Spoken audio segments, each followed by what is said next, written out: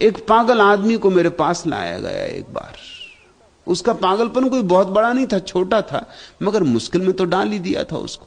उसको यह भ्रांति हो गई थी कि एक मक्खी उसके भीतर घुस गई। वो मुंह खोल के सोता है तो एक मक्खी भीतर चली गई और वो भिन भिन उसके भीतर घूमती रहती, कभी सिर में, कभी पेट में, कभी हाथ में, कभी पैर में। और कुछ पागलपन नहीं था उसको, बाकी सब काम करता, सब करता, मगर ये एक झंझट थी उसको। काम करते करते बीच में पेट पकड़ के बैठ जाए कि पेट में, कि सिर पकड़ के बैठ जाए कि सिर में, अभी सिर में आ गई। उसको डॉक्टरों के पास ले जाया गया। उन्होंने सब तरह से उसकी परीक्षा की कि कहीं ऐसे कोई मक्खी घुसती है, और ऐसे मक्खी घुस भी जाए तो मर जाएगी, इसे कहां घूमती रहेगी। ऐसे कोई स्थान थोड़ी है कि सिर से चली गई पेट में और पेट से चली गई, कोई ऐसी सुरंगें थोड़ी है। मगर वो माने ना, वो कहे हम आपकी माने कि अपने अनुभव को माने। भन भन करती, आवाज साफ मालूम पड़ती, चलती फिरती मालूम होती, सरकती मालूम होती। उन्होंने कहा सब तो मैं वहम है, मगर वहम कहने से कोई वहम मिटता है। उसकी पत्नी थक गई, परेशान हो गई। मेरे पास किसी ने कहा कि उनके पास ले चलो। मैंने कहा ये भी बड़ी झंझट है, ऐसा मामला मेरे सामने अभी आया नहीं कोई, मगर कोशिश करते हैं। मैंने उस आदमी को कहा कि कहां है इस समय, तो उसने कहा मेरे सिर में। तो मैंने उसके सिर में हाथ लगाया, मैंने कहा कि भन भन तो मुझे भी सुनाई पड़ती। वो एकदम खुश हो गया, उसने मेरे पैर छुए। उसने कहा कि आप एक पहले आदमी जिसमें थोड़ी बुद्धि है, नाहक फीस अपनी पत्नी से का सुन। उन डॉक्टरों को फीस देती फिरी, वैद्यों को फीस देती फिरी, समय खराब करती रही। मैं तेरे से कह रहा था कि मक्खी है, अब सुन। पत्नी तो बहुत डरी जब मैंने पत्नी को इशारा किया कि तू फिक्र मत कर।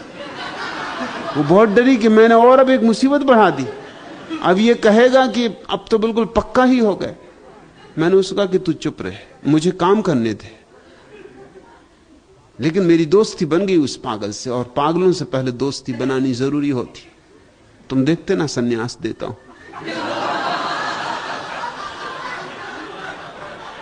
इलाज के पहले दोस्ती बना लेनी जरूरी होती।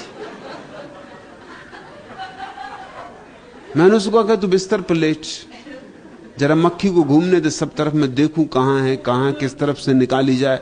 आंख बंद कर दी उसके आंख पे एक टॉवल उड़ा दिया, और मैंने कहा कि तू शांति से लेट कर देखता रहे कहां है, और जब भी मैं पूछूं तो बताना कि यहां है, इस वक्त यहां है, इस वक्त यहां।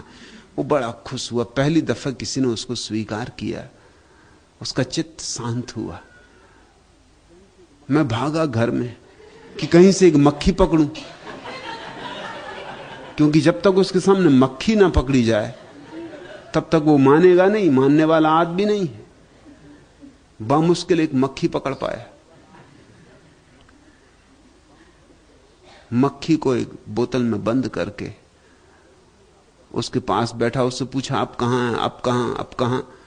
जब उसने कहा कि बिल्कुल इस वक्त गले के पास है, मैंने कहा तू अपना मुंह खोल और जोर से हवा को बाहर फेंक।